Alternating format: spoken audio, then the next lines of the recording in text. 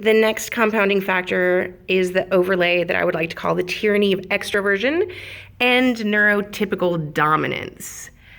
So again, those other parts of myself still exist. This is just another layer, and that's why it's sheer, because all those other things still exist.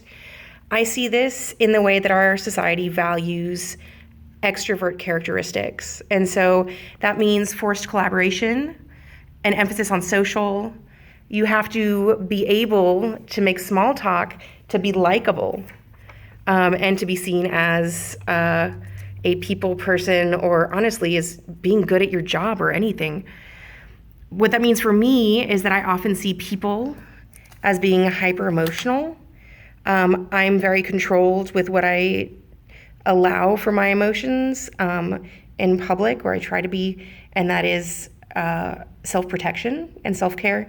And so sometimes other people's hyper-emotionality is draining for me. It also means that in a day there's often too much stimulus and noise, and that there's not a space made to accommodate any type of quiet reflection.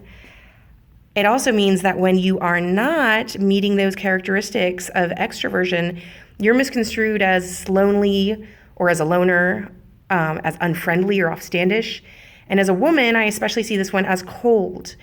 And there's a penalty for that. There's a workplace penalty, there's a social penalty, and basically that devalues independent work, quiet reflection, and think time.